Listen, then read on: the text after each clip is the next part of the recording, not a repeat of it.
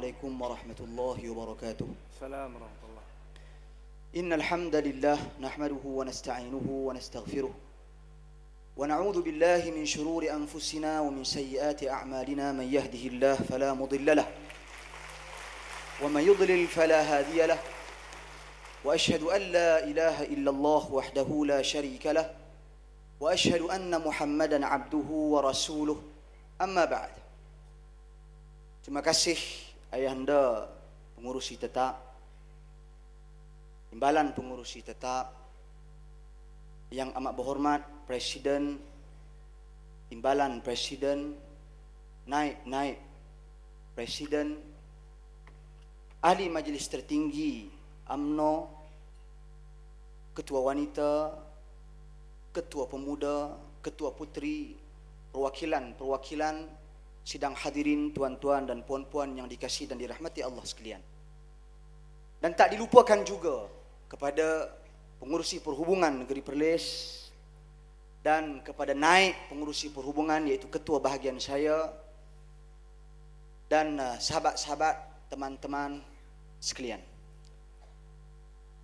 Allah Subhanahu wa taala berfirman di dalam Al-Quran, "Wa nabluukum bisyarri wal khairi fitnah." Sesungguhnya kami menguji kalian semua dengan perkara-perkara yang buruk dan perkara-perkara yang baik sebagai satu fitnah. Tuan-tuan dan puan-puan sekalian, Al-Imam Ibnu Katsir rahimahullah yang wafat pada tahun 774 Hijrah, ketika memberi ulasan pada ayat ini, kata beliau, fitnah yang Allah Subhanahu wa taala timpakan kepada manusia ada dua jenis. Ada fitnah yang berbentuk kebaikan, ujian kesenangan, ujian kemenangan, ujian kekayaan, ujian kejayaan. Dan pada masa yang sama, ada juga di sana fitnah yang buruk, yakni ujian perpecahan, ujian pergaduhan, ujian perselisihan. Sidang hadirin, tuan-tuan dan puan-puan sekalian, kita berada di zaman itu pada hari ini. Saya berdiri di sini bukan untuk menyatakan kebaikan sepenuhnya tentang kita, dan bukan untuk menyatakan keburukan sepenuhnya tentang pembangkang. Tetapi saya berdiri di sini sebagai seorang Muslim. Saya berbangga dengan bangsa saya dan saya berbangga dengan agama saya. Bila kita bercakap tentang Islam, Islam mendahului segala kepentingan. Islam mendahului kepentingan kedudukan. Islam mendahului kepentingan kekuasaan. Islam mendahului kepentingan kemenangan dan kejayaan. Bila kita bercakap tentang Islam, kita bermuhasabah. Saya semalam mendapat beberapa pendapat dan pandangan melalui bloggers, Twitter dan sebagainya, yang cuba membezakan antara Perhimpunan Agung UMNO dengan Muktamar PAS baru-baru ini. Kata mereka, Perhimpunan Agung UMNO banyak berbicara dan bersifat menyerang PAS, menyerang Pakatan Rakyat, menyerang DAP. Sedang Muktamar PAS banyak berbincang isu-isu dalaman dan hala tuju parti. Jawapan saya kepada mereka dalam keadaan saya bermuhasabah. Jawapan saya kepada mereka, selama ini, selama puluhan tahun ini, kalian menyerang kami dengan pelbagai perkataan. Kalian menyerang kami dengan perkataan zalim yang masih subjektif pengertiannya. Kalian menyerang kami dengan perkataan makan duit rakyat. Kalian menyerang kami dengan perkataan korupsi. Kalian menyerang kami dengan perkataan kroni. Kalian menyerang kami dengan perkataan rasuah. Kami berdiri di sini berbincang, cuba untuk menjawab. Cuba untuk memberi penjelasan kepada rakyat, untuk memastikan liputan ini disebarkan secara meluas dengan cara yang adil. Kita buat perbandingan semalam. Saya tertarik dengan penjelasan yang mengusulkan cadangan yang berkaitan dengan usul ekonomi, Datuk Idris Jusuf membuat perbandingan, menyatakan kejayaan negara kita pada hari ini di tahap yang membanggakan. Dan pada masa yang sama, saya bermuhasabah. Dan saya ingin kita semua yang berada di sini bermuhasabah. Kita masih ada kelemahan. Kelemahan ini sama-sama kita berpautan, berpegang tangan, perbetulkan. Lengkapkan, sempurnakan. Kita ada kesalahan, kita ada kesilapan.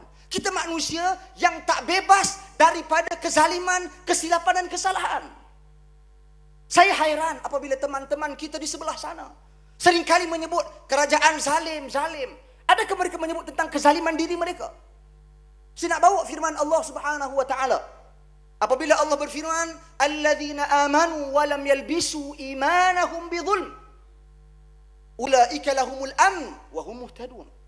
Yaitu orang-orang yang mana mereka itu beriman dan iman mereka tidak diseliputi ataupun tidak diselimuti oleh kezaliman.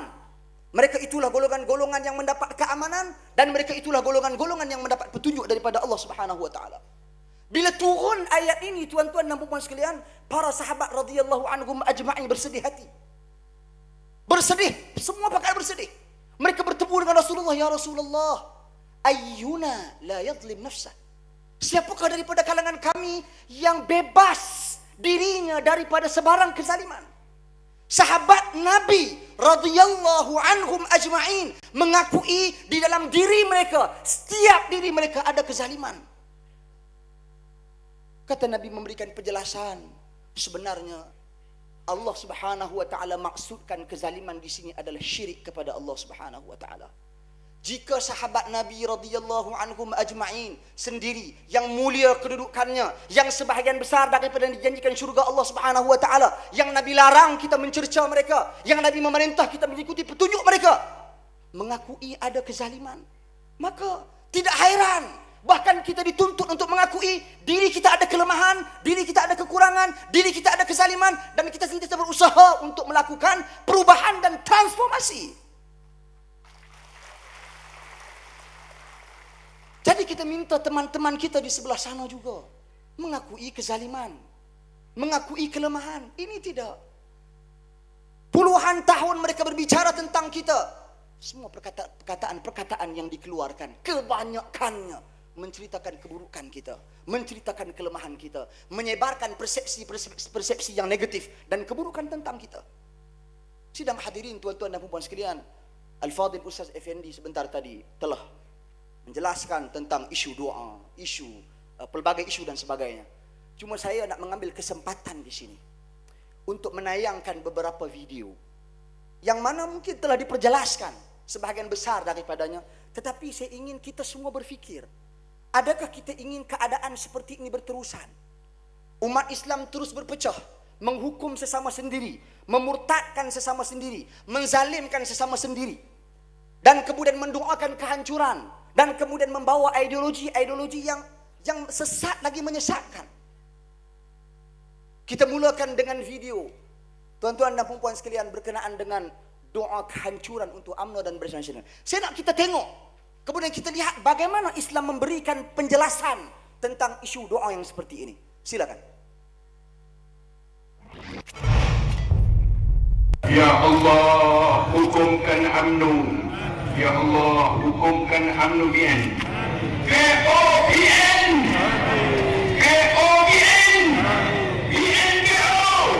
KOBN. BNKO. KOBN. BNKO. Dalam pilihan raya ke-13 ini, ya Allah, mudah-mudahan perjalanan kami ke Putrajaya, ya Allah, dengan begitu sekali mudah dengan pertolongan-Mu, ya Allah. Kalaulah kami salah, kalaulah kami pernah tenggelamkan Firaun di dalam laut, kamu telah izin kepada bumi-Mu telan Qarun, ya Allah. Kamu telah ganapkan Namrud dan begitu juga Abu Lahab. Maka sungguh mudah untuk kami bagi menjalankan UMNO dan BN dalam pilihan raya yang ke-13. Tidak larat kami nak lihat anak-anak kami dengan suasana yang tidak selamat di dalam rumah dan di luar rumah, dengan rogol, bunuh, bakar, cincang manusia, dan begitu juga dengan bermacam-macam jinayah, dan begitu juga dengan macam-macam, ya Allah, risuah. Ya Allah, habislah negara kami ini. dijual oleh UMNO Singapura dah habis ya Allah, batu putih-putih ya Allah, mata ya Allah, Tanjung Pagar rapat ke pagar ya Allah, hancur UMNO tumbang pian. Amin. Sidang hadirin, tuan-tuan dan muslim, kita melihat video sebentar tadi. Saya berbicara di sini dari dua perspektif. Satu, tidak ada masalah, kita bermuhasabah. Mungkin kita ada kelemahan dan kekurangan yang perlu kita perbetulkan. Sebagai seorang insan yang tak bebas daripada kezaliman, yang tak bebas daripada kelemahan. Saya nak sedarkan diri saya dan kita semua di sini serta sahabat-sahabat kita di luar sana dengan hadis Nabi sallallahu alaihi wasallam, kullu bani adam khata' wa khayrul khata'in at-tawwabun. Setiap anak Adam mesti melakukan kesilapan, pasti melakukan kesilapan dan kesalahan. Dan sebaik-baik orang yang melakukan kesilapan dan kesalahan adalah bertaubat kepada Allah Azza wa Jalla. Maka apabila kita seringkali digambarkan melakukan kesilapan dan kesalahan, adakah mereka tidak pernah melakukan kesilapan dan kesalahan? Makhluk apa yang tak melakukan kesilapan dan kesalahan? Alien ke? Ini manusia, malaikat yang tidak bebas, yang tidak melakukan kesilapan dan kesalahan. Kerja mereka mentaati Allah Subhanahu wa taala. Adakah mereka-mereka yang mendoakan kita ini adalah malaikat? Tidak. Tidak. Adakah mereka-mereka yang mendoakan kita ini para nabi dan rasul? Tidak. Jadi muhasabah kepada kita satu. Kedua, apabila doa ini diterbitkan, kita juga perlu faham kaedah untuk kita memberikan penjelasan. Ada mungkin kita bermuhasabah juga. Kita mengatakan tak boleh doa. Tak boleh doa kezaliman kepada orang lain secara mutlak. Doa hancur kepada orang lain, keburukan secara mutlak. Tidak. Kita tidak katakan tidak boleh doa kehancuran kepada orang lain secara mutlak. Tidak. Dalam Islam ada ruangan-ruangan yang tertentu yang diberikan dan disediakan. Ada hadis Nabi yang diriwayatkan oleh Al-Imam Al-Bukhari dalam peristiwa Bi'ru Ma'unah. 70 orang sahabat Nabi radhiyallahu anhum ajma'in dibunuh. 70 orang pakar Al-Quran dibunuh. Ditipu. Mereka datang kepada Nabi meminta agar Nabi menghantar pakar-pakar Al-Quran sampai di tengah jalan mereka bunuh. Maka Nabi SAW doakan laknat ke atas mereka. Di dalam setiap salat Nabi selama 1 bulan. Doa di dalam qunut nazilah. Kemudian Allah Subhanahu wa taala turunkan ayat menegur tindakan Nabi. Nabi menghentikan perbuatan tersebut setelah itu. Maka ada ruangan. Cuma tuan-tuan dan puan sekalian, cuma saya katakan di sini, pertama sekali kezaliman itu telah jelas. Berlaku pembunuhan ke atas sahabat Nabi radhiyallahu anhum ajma'in. Jelas. Kemudian doa, berlaku pembunuhan ke atas sahabat Nabi radhiyallahu anhum ajma'in. Jelas. Kemudian doa Nabi secara khusus kepada orang yang melakukan kezaliman tersebut. Nabi sebut nama one by one. Sekarang ini doa yang dibacakan disebut perkataan umum, UMNO secara umumnya. Adakah kita semua di sini tuan-tuan dan puan sekalian menzalimi mereka? Adakah kita semua di sini tuan-tuan dan puan sekalian menghancurkan mereka? Adakah kita semua di sini rasuah tuan-tuan dan puan sekalian? Tidak. Jadi kaedah dalam berdoa tak betul. Mereka berkata, tidak, di sana ada sahabat Nabi Sa'ad bin Abi Waqqas, di sana ada sahabat Nabi Sa'id bin Zaid, Sa'ad bin Abi Waqqas radhiyallahu anhu yang dilantik menjadi gubernur oleh Umar Al-Khattab radhiyallahu anhu, dituduh oleh salah seorang rakyatnya bahawasanya beliau tidak baik dalam urusan pentadbiran negaranya. Dituduh. Maka beliau mendoakan orang tersebut dengan perkataan yang sangat berhati-hati. Walaupun dituduh secara berhadapan. Sa'ad bin Abi Waqqas sahabat Nabi. Beliau mendoakan apa tuan-tuan dan puan sekalian? Allahumma in kana hadha kadhiba. Ya Allah Tuhanku, sekiranya lelaki ini berdusta, sekiranya dia guna. Tuan-tuan, maka dia doa, panjangkanlah usianya, panjangkanlah kefakirannya, timpakanlah ke atasnya fitnah sekiranya dia berdusta. Maka orang temui lelaki tersebut puluhan tahun selepas daripada itu dalam keadaan yang sangat-sangat tua, sangat-sangat fakir, disebut sehingga bulu matanya jatuh ni, bulu mata panjang jatuh. Dan duduk di tepi jalan, wanita-wanita yang lalu lalang dia mengorak. Dan wanita-wanita yang lalu lalang disebut, minta maaf disebut, dirabanya. Bila orang tanya dia, mengapa kamu berlaku seperti ini? Katanya, aku terkena doa Sa'ad bin Abi Waqqas. Sa'ad pemimpin yang dituduh. Pada hari ini pemimpin kita dituduh. Pemimpin boleh doa dengan doa yang seperti itu. Tapi tuan-tuan dan puan sekalian, pemimpin kita tidak mendoakan mereka seperti itu. Pemimpin kita mendoakan agar mereka diberi petunjuk. Pemimpin kita mendoakan agar mereka diberikan hidayah daripada Allah Subhanahu wa taala. Pemimpin kita mendoakan kebaikan untuk mereka. Tuan-tuan dan puan sekalian, begitu juga mereka menggunakan hadis Sa'id ibn Zaid. Yang mana Sa'id ibn Zaid ni ada tanah, datang seorang perempuan, dia ambil tanah Sa'id ibn Zaid. Sa'id ibn Zaid ambil semula tanahnya. Wanita ini melaporkan kepada gubernur, menuduh Sa'id ibn Zaid mengambil tanahnya, haknya. Maka Sa'id ibn Zaid berkata, Allahumma in kana hadhihi kadhibah, ya Allah ya Tuhanku, sekiranya wanita ini berdusta. Kata Sa'id bin Zaid, butakanlah matanya, fa'ammi basaraha, butakan matanya. Waqtulha fi ardiha, bunuhlah dia di tanahnya yang diambil tadi ni. Dan orang menemui wanita tersebut beberapa tahun selepas itu, tuan-tuan dan puan sekalian, dalam keadaan yang buta matanya. Dan dia jatuh ke dalam lubang, dia jatuh ke dalam sebuah lubang di tanahnya sendiri, mati dia. Jadi ini mereka menggunakan doa ini untuk mengharuskan doa kehancuran. Ini sebenarnya merupakan kaedah yang salah dalam membentuk satu hukum. Pertama sekali dalam Islam, kalau ada doakan kehancuran, kezaliman mesti pasti, mesti ada bukti. Satu. Keduanya, di dalam Islam, tuan-tuan dan puan sekalian, letak perkataan sekiranya. Sekiranya kita masih dalam keadaan yang tidak pasti. Sedangkan dalam doa tersebut langsung tidak memiliki perkataan sekiranya. Sedangkan di dalam Islam, yang ketiga, kita dituntut memaafkan. Sedang apabila Allah Subhanahu wa taala berbicara tentang hukum qisas, hukum balas semula, bila bunuh dibalas, bila nyawa dibalas dengan nyawa, mata dibalas dengan mata. Kalau dicabut mata, dibutakan mata temannya, dibutakan semula matanya. Di penghujung Allah Subhanahu wa taala katakan, Allah berfirman, wa an ta'fu khairal lakum, kalau kamu memaaf itu yang terbaik bagimu. Maka Islam menuntut sifat memaafkan. Tuan-tuan, saya menyeru, kita maafkan mereka, setuju atau tidak? Kita maafkan mereka. Sidang hadirin, tuan-tuan dan puan-puan sekalian. Jadi, itu poin yang ketiga saya. Yang keempat, apa yang saya nak katakan di sini, khusus berkenaan dengan pemimpin. Tadi umum. Berkenaan dengan berkata tentang pemimpin. Bercakap tentang pemimpin.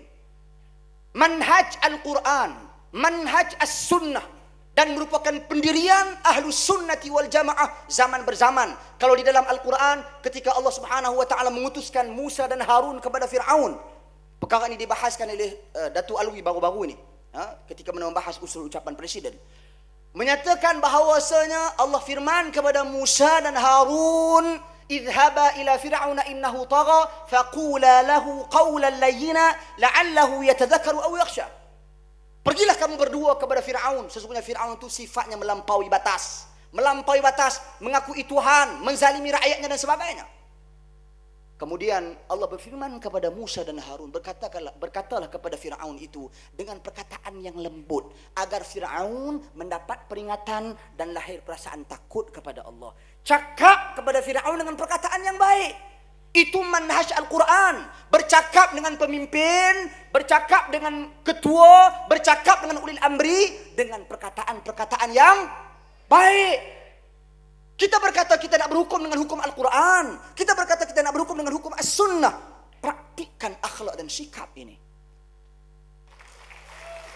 tuan-tuan dan puan-puan sekalian. Begitu juga kalau kita lihat di dalam As-Sunnah, petunjuk sahabat-sahabat Nabi radhiyallahu anhum ajma'in, sahabat-sahabat Nabi dalam berkomunikasi dengan pemimpin, dalam berkomunikasi dengan sesama mereka, khalifah. Tuan-tuan dan puan-puan sekalian, bagaimana mereka berkomunikasi dengan Uthman, dengan Abu Bakar, dengan Ali bin Abi Talib, Usamah ibn Zaid, contohnya Usamah ibn Zaid. Orang suruh Usamah bin Zaid ni, tuan-tuan dan puan-puan sekalian, dia adalah cucu angkat Nabi, anak kepada Zaid ibn Harithah, disebut namanya sebentar tadi. Anak kepada Zaid bin Harithah, di mana dia adalah cucu angkat kesayangan Nabi SAW.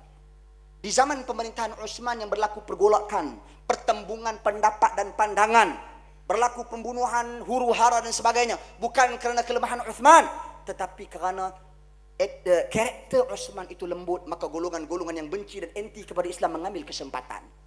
Orang kata kepada Usamah, Usamah, kamu pergi tegur Utsman. Pergi cakap kepada Uthman, apa punya teruk pemerintahan ini? Apa kata Usama? Kata Usama, aku telah pergi bertemu dengan Uthman. Mereka bertanya kepada Usama, kamu cakap apa? Dia kata Usama, apa perlu aku maklumkan kepada kalian? Bukan syarat apa yang aku nasihatkan kepada Uthman, aku khabarkan kepada kalian. Untuk apa aku khabarkan kepada kalian? Untuk populariti? Untuk kedudukan? Tuan-tuan dan puan-puan sekalian, ini manhaj, cara, prinsip para sahabat Nabi yang kita diperintah untuk mencontohi dan mengikuti jejak langkah mereka. Begitu juga para ulama ahli sunnah, Imam Ahmad ibn Hanbal. Saya nak bawa benda ni bagi kita ada bukti, bagi kita ada nas, bagi kita ada dalil. Siapa ikutan kita? Tuan-tuan, Imam Ahmad ibn Hanbal ditangkap oleh pemimpinnya sendiri, Khalifah Ma'mun. Ditangkap, disiksa, dipaksa, tukar akidahnya, pendirian akidahnya. Dalam isu berkenaan dengan Al-Quran itu kalam Allah atau Al-Quran itu makhluk. Ini pendetilan, saya tak mau masuk isu tersebut. Cuma dia ditangkap, dia disiksa, dipenjarakan. Orang datang bertemu dengan dia, wahai imam, apa doa kamu kepada pemimpin? Tuan-tuan dan puan sekalian, ini dahsyat. Ditangkap, disiksa, dipaksa tukar akidah. Tak berlaku dalam negara kita. Bahkan kita tangkap orang dalam isu yang rosak akidah, kita datangkan pegawai-pegawai daripada Jabatan Agama Islam untuk perbetulkan akidahnya. Sedang ulama dulu ditangkap, suruh tukar akidah. Tuan-tuan, apa kata Imam Ahmad? Lau kanat li da'wah mustajabah la da'autu lis-sultan. Kalau sekiranya aku ada doa yang mustajab, yang Allah akan makbulkan, nescaya aku akan doakan untuk kebaikan pemimpinku. Itu sikap Imam Ahmad. Tuan-tuan, Al-Imam Fudail ibn Iyad yang datang setelah Imam Ahmad ibn Hanbal, Imam Fudail ibn Iyad, dia berkata dengan perkataan yang sama. Orang tanya kepada dia, wahai Imam, kamu ada doa yang Allah makbulkan, mengapa kamu tak doa untuk diri kamu? Mengapa kamu doa untuk pemimpin?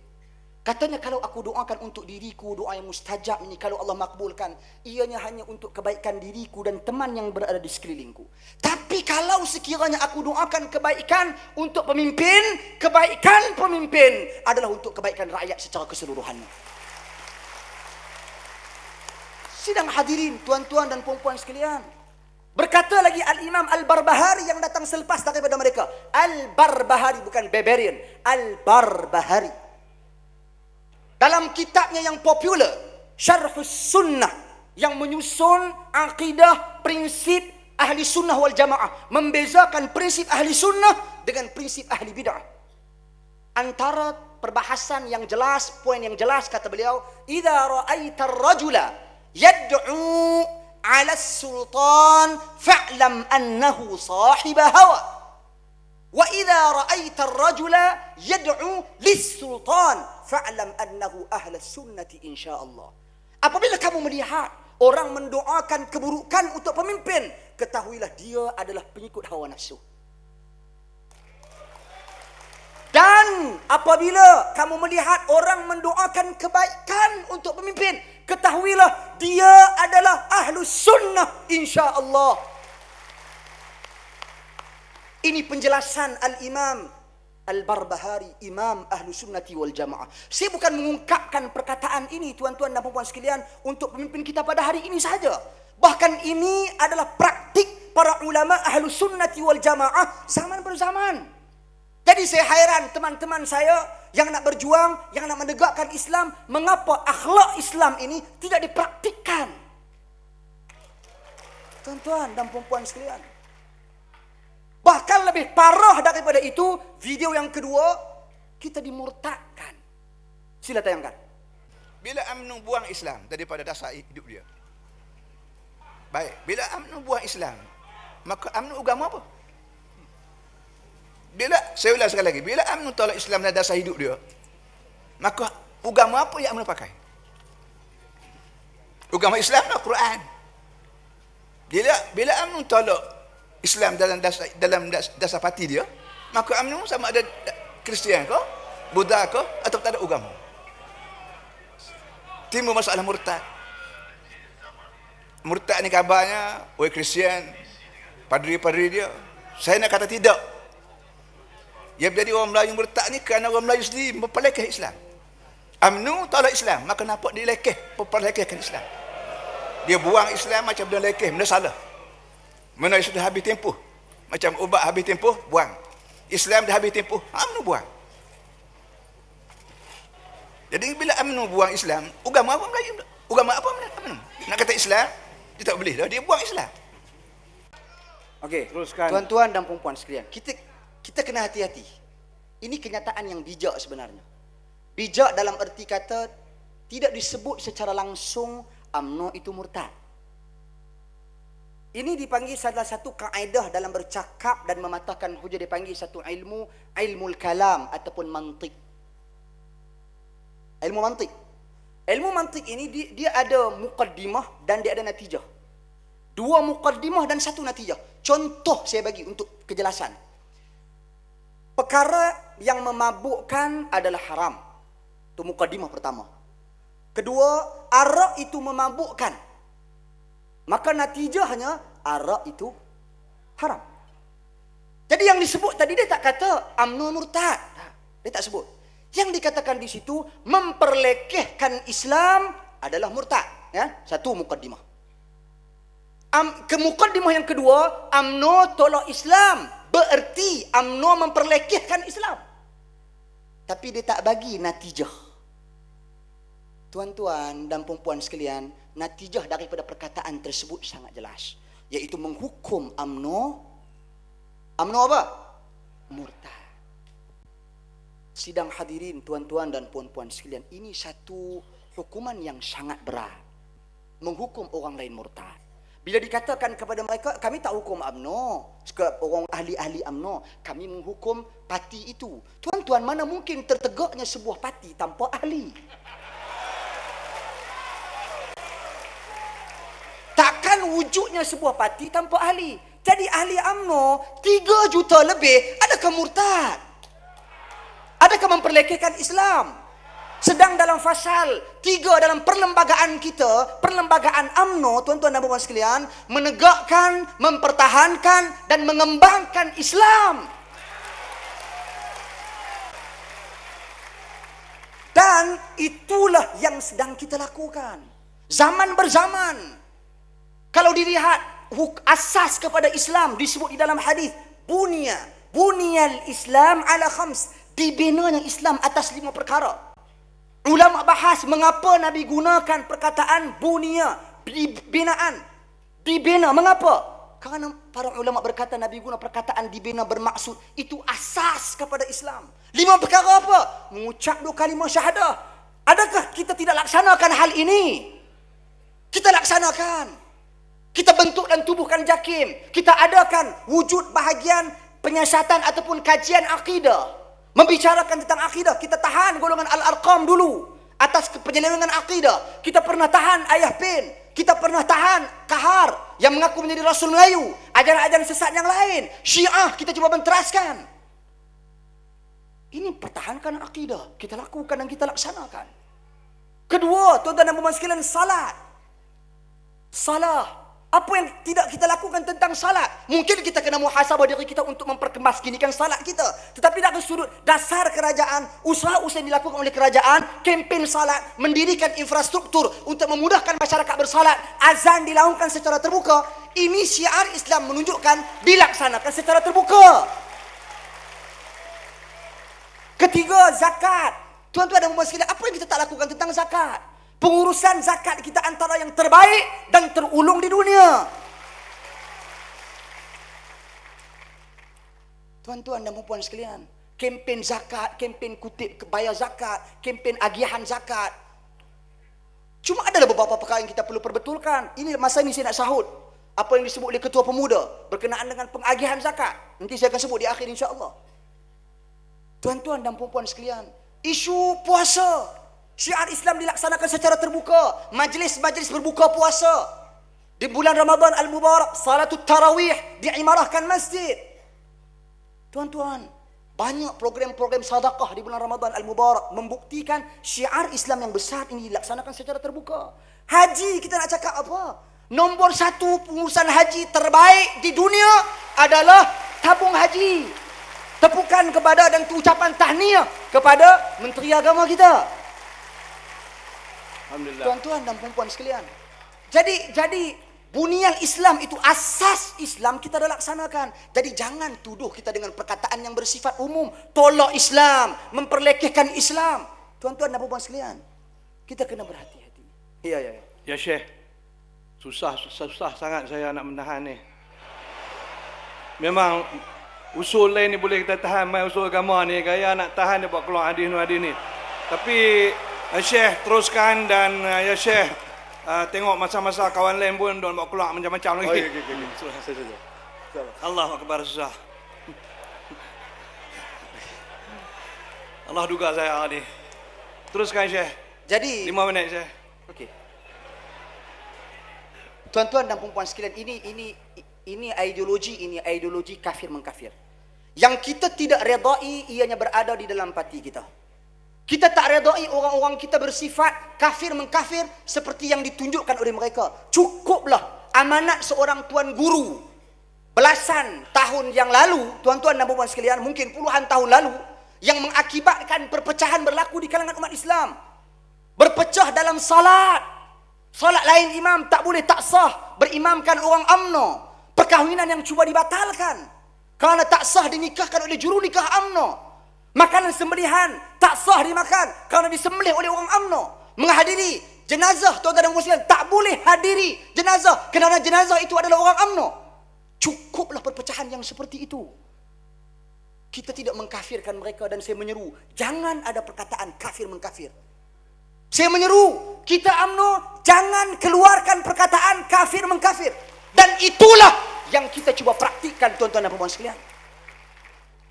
Sidang hadirin, tuan-tuan, kata Nabi di dalam hadis, kita kena ingat kata Nabi di dalam hadis.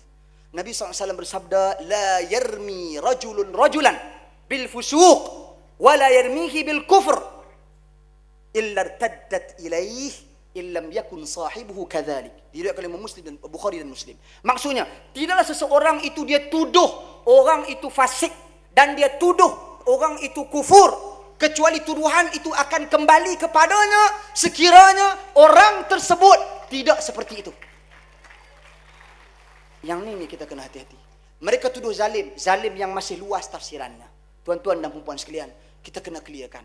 Berikan bukti, berikan dalil, berikan fakta. Jangan bentuk persepsi yang salah dalam minda rakyat.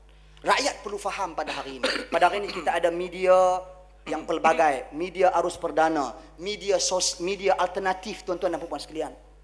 Manfaatkan media alternatif, media arus perdana untuk kita menyebarkan perkataan yang benar, untuk kita bercakap al-haq, untuk kita menyampaikan kebenaran, bukan berita-berita palsu. Jangan hanya mendapat dan mendengar sesuatu berita, terus sahaja kita menyebarkan berita tersebut tanpa mengenal pasti dan tanpa menganalisa. Kata Nabi di dalam hadis, kafa bil mar'i kadhiban ay yuhadditha bi kulli ma sami'. Memadai seseorang itu dikategorikan sebagai pendusta sekiranya dia sebarkan semua benda yang dia dengar. Hati-hati dengan retweet. Asyik dapat cerita, asyik dapat berita, retweet, dia retweet cepat tanpa dia mengetahui kesahihan, keabsahan sesuatu cerita yang dia sebarkan. Kerana kita akan dituduh pendusta oleh Nabi kita sallallahu alaihi wasallam. Jadi sidang hadirin, tuan-tuan dan puan sekalian, untuk penutup dan penggulungannya. Alhamdulillah. Saya ada beberapa cadangan, ada 10 cadangan di sini. Ada. Syekh, sikit. Tak 10, tak 10. Tepati masa itu adalah ajaran Islam. Iya. Alhamdulillah. Muhasabah. Terima kasih. Amin. Okey, sikit tuan. Pertama sekali, untuk kita berhadapan dengan zaman ini, tuan-tuan dan puan sekalian, zaman fitnah ini, satu yang pertama sekali saya nak sarankan diri saya dan kita semua, kita semarakkan suasana ilmu pengetahuan. Kita perlu ada ilmu untuk bercakap, kita perlu ada ilmu untuk mengulas. Jika kita tidak memiliki ilmu pengetahuan, tidak memiliki asas, jangan kita mengulas. Jangan kita jadi golongan yang Nabi gambarkan sebagai ar-ruwaibidah. Saya nak baca hadis ini.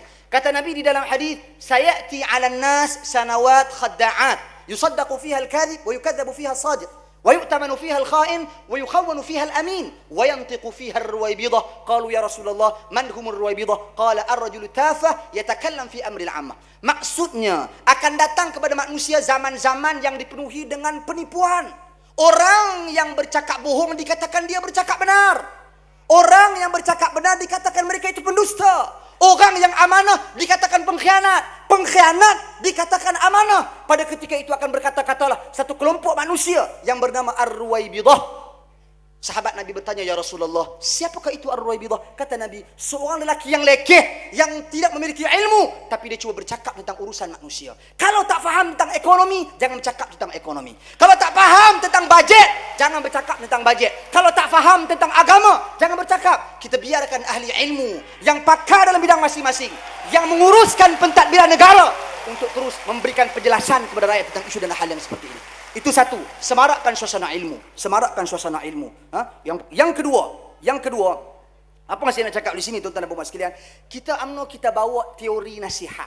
Nasihat ni kita jangan lihat dari perspektif yang sempit dan jumut. Masa habis dah ni? Habis lama dah. Tapi tak upaya duk berkeluar ayat Quran, berkeluar saya nak masuk tu biar. Jam tak ada kat sini. Kat saya ni sampai meletup dah komputer ni. Saya bagi ringkas sikit-sikit je. Untuk cadangan lain tu buat cadangan bertulis. Okey. Okey sikit. Satu lagi. Satu lagi tak payah. Sikit. Okey. Ada kita kena taat pemimpin. Taat pemimpin. Saya pemimpin lah ni. Tak taat macam mana? Okey. Yang dimasukkan dengan teori nasihat, kita mengeluarkan perkataan-perkataan yang baik untuk mereka. Kita bawa politik kasih sayang. Kita bukan bawa politik membenci. Kita dah ada skuad sayang. Kita manfaatkan, kita praktikkan bagaimana Islam mengajar didik kita teori kasih sayang. Antara contoh kasih sayang, saya nak ulas sedikit ucapan yang amat berhormat Presiden, iaitu memohon maaf kepada rakyat. Ini antara contoh yang terbaik untuk kita jadikan diri kita sifat dengan sikap memaafkan. Kerana sifat memaafkan ataupun memohon maaf itu salah satu pecahan daripada bukti kasih sayang. Tuan-tuan dan puan-puan sekalian, kita tak mau nak buat politik membenci seperti mana yang disebarkan oleh pihak mereka. Menuduh, menyebarkan tuduhan-tuduhan yang palsu dan sebagainya, yang tidak ada bukti, agar kita terus membenci pemimpin kita. Tidak. Lagi, saya nak bawa di sini lagi tuan-tuan dan puan sekalian, berkenaan dengan cakap tak sebuah bikin. Saya minta maaf, ada daripada kalangan perwakilan kita di sini yang bercakap, kemudian disebarkan di dalam internet gambar-gambar beliau dan sebagainya. Gambar-gambar tersebut superimpose, tuan-tuan dan puan sekalian. Disebarkan. Kata mereka cakap tak serupa bikin. Saya nak cakap di sini berkenaan dengan cakap tak serupa bikin.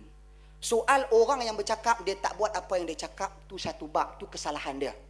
Tapi kalau kebaikan yang dia cakap, kita yang mendengar, kita wajib ikut. Sifat orang yang beriman ini kata Allah, allazina yastami'una alqawla fayattabi'una ahsana. Orang yang mendengar sesuatu perkataan dan dia ikut perkataan-perkataan yang baik. Soal dia tak buat, dia tak praktik, dia cakap tak serupa bikin, itu satu bab. Tapi kalau dia cakap benda baik, kita kena ikut ke tidak? Itu pendirian dan prinsip kita. Kemudian yang terakhir, tuan-tuan dan puan sekalian, yang terakhir berkenaan dengan mentaati pemimpin.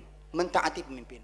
Dalam berhadapan dengan pilihan raya yang akan datang, kita tak mahu menjadikan diri kita digambarkan oleh Nabi di dalam hadis seperti serigala yang lapar. Serigala yang lapar, hadis yang dibacakan oleh ketua putri, tuan-tuan dan puan sekalian. Tidaklah maziban ja'ian ursila ila ghanamin. Ursila ila ghanamin bi afsadalaha min hirsil mar'i 'ala al-mal wasyaraf lidini. Tidaklah dua ekor serigala yang lapar dilepaskan kepada seekor kambing lebih merosakkan ke atas kambing tersebut daripada sifat kerakusan seorang manusia yang dilepaskan kepada harta dan juga pangkat kedudukan terhadap agamanya. Maka kita muhasabah. Jangan semata-mata nak mempertahankan kedudukan, semata-mata kita menggadaikan pegangan agama. Kita menggadaikan perintah Allah agar mentaati pemimpin. Taati keputusan. Itu prinsip dan pendirian Ahlus Sunnati wal Jamaah. Kita terima dengan redha. Dan yang terakhir, last. Habis. Dah, saya bagi saya kena epak dah. Habis. Bekas imam pelih orang baik macam dia. Last Saya daripada bahagian Arau, tuan-tuan dan puan sekalian, Kita nak cadangkan dan kita nak lancarkan satu kempen mulutnya. Tak payah keluar duit. Kempen mulut sahaja. Kita kata kempen ayat liong lah. Kempen ayat liong. Iaitu kempen Satu Malaysia Tolak Fitnah. Jadi bila saya sebut Satu Malaysia Tolak Fitnah, kita sebut beramai-ramai. Satu Malaysia tolak fitnah. Satu Malaysia tolak fitnah. Satu Malaysia tolak fitnah. Ya, kita tolak fitnah. Wallahu alam, bahagian arau menyokong. Terima kasih, Syekh. Para perwakilan sekalian boleh menghubungi penerangan, unit penerangan kalau nak